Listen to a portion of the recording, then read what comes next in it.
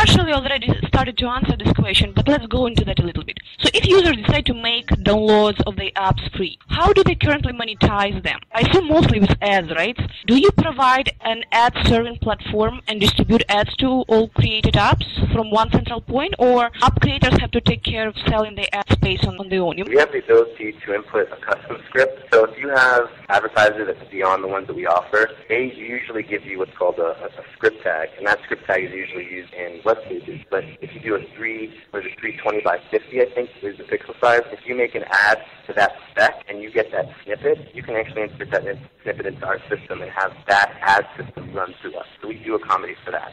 In case you don't have a system like that, we use the AdMob, the Media Lab, the other ad systems. We're adding more all the time, Millennium Leaf, so that people can run ads that way. And eventually we're going to add more robust ads, like interstitials as well as banner ads with Apple. You can say, I want to charge $2.99 for this app. We've had some big names like Newsweek and Washington Post and stuff work with us on these bills. And they would charge with CPM impressions, right? What about any performance models, CPA models, which now there is so many forms. It's a cost per lead and cost per sign up, cost per sale. And our new model that we introduced, we help publishers and app developers to monetize the properties with very, very high conversion. So it's only when the deal is closed, usually for high-priced product or high-ticket solutions, B2B, payout is extremely high. Correct. The image shows up, you get paid, and that's how it's going to work. If it's click, and if you go to the web page, you get paid, that'll be how it works. If it's click and you fill out a form, that'll be how it works. Okay, sounds good. So you often speak on social media and mobile panels.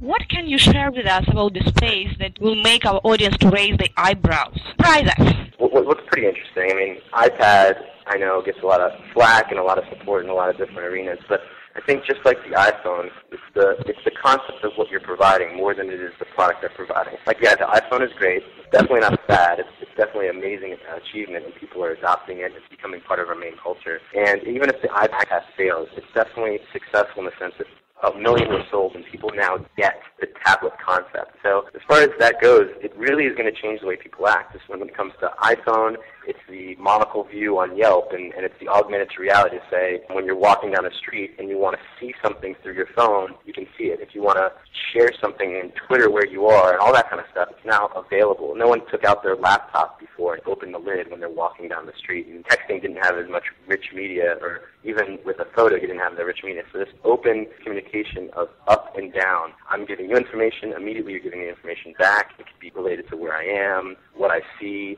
an overlap of what I see. That was pretty amazing, and it's done really well, and you can do it in a lot of different applications through the App Store. Now the iPad comes along, and it's a little bit different than both, and what that's kind of saying is it's not exactly something you just whip out when you're walking down the street, but it's definitely more casual. Apple's really pushing is the fact that you're sitting on a chair, laying back, and just scrolling through. It's not so much an animated movie as much, or animated pictures as much as pictures that have animation, where a publication may have a picture of a woman come up and she winks at you, but it's nothing more than that. It's a very subtle, slight, interactive point where if you click her, it'll take you to more information, and you can kind of browse and skim through things in a very, kind of resembling Minority Report without having that hologram. Very interactive experience. So taking advantage of those aspects and thinking about how you don't go 5 years ahead with your product unless you have a lot of funding or a lot of talent.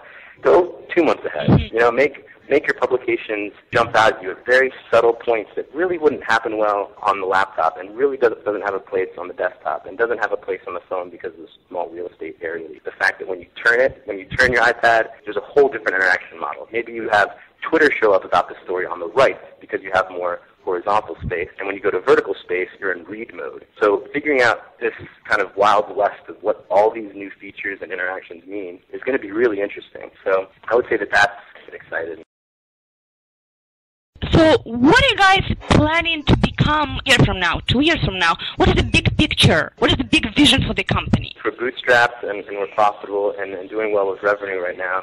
There's basically two positions. One is to gradually increase market share and provide more features and get our brand out there with the money we have and the profits that we're making. But on the other scale, the other avenue is actually getting around or something like that allows us to increase our analytics injections and have basically some people came in through ads, some people come in through analytics.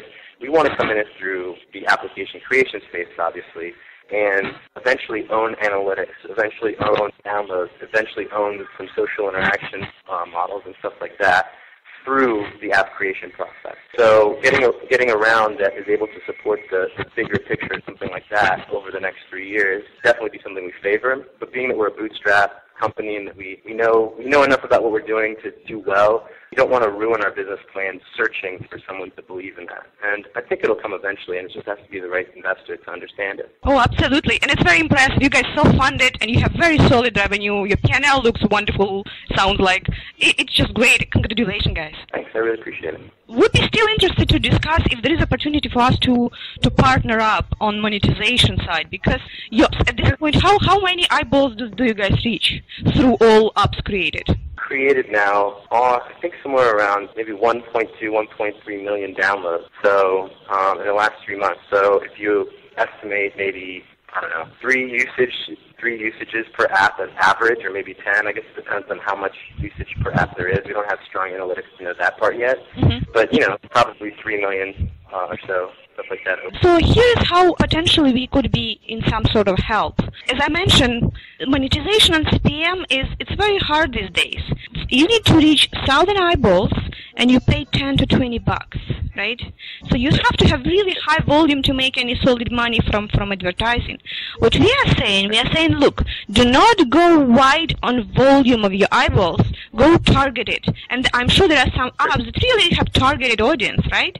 So if the audience is small enough to simply generate, for example, 100 leads for one particular company. Let's say one advertiser, some engineering design firm, or whatever. So the orders are usually large, $50,000 per contract, $100,000 per contract, sometimes maybe millions, and they pay us depending on the price. It can be as high as 20%. On the very large, it would be 5%. So 5% from million, how much is that? Application creator can make that much money for one conversion, for one sale. And usually conversion of qualified lead to sale can be as high as 20%. Advertising network that specializes in this particular advertising model that we pioneered, we call it pay-per-deal, that is designed as a CPA model, so per conversion. But when traditional pay-per-sell model works only for e-commerce companies because of the process, how you track publishers, how you assign a sale to particular publisher that's associated with traffic that he drove to the site, right? So only for e-commerce. Unfortunately, there's huge vertical of B2B companies with complex sale that cannot be served by affiliate networks because the process is different. They don't close, they sell online. There's no payment would be done through credit card online because it's usually wire transfer or it may be check. So what I did, I designed this very different process, coming with enterprise background myself, right? I saw that this is a huge need. Everybody wants performance marketing, everybody wants accountability, but it's extremely hard to do so with the process that doesn't assume that I can place a tracking code on my thank you page that usually follows the payment. So that's what we did. We introduced this very new process. We designed technology to support this process, and we can engage publishers. That's what we do now. We keep signing new contracts with larger publishers to help them to monetize the traffic much better and have even traffic that is not significant enough but very targeted to be monetized with extremely high return on investment. So what is the technical implementation of it? Is it a JavaScript snippet that you give people? No, we don't do snippets. No. We provide lead management solutions, and we have internally integrated everything in such a manner that updates in that would find itself in the reporting system that we provide affiliates with. So affiliate has a login. They log in the affiliate system. They log in their reports, and they see predictive reports on how much they already made, how much they will be making due to the statistic of leads that move through pipeline and so on and so forth. Yeah, so you guys can do that. Very good. Sean, hey, thank you so much for your time. Thank you so much for being with us. We enjoyed the conversation very much. And we hope to see you guys soon when you grow acquired and we will party together. Yeah, I like the sound of that. Sean, thank you so much. We hope to see you again soon. All right, thank you very much, Olga.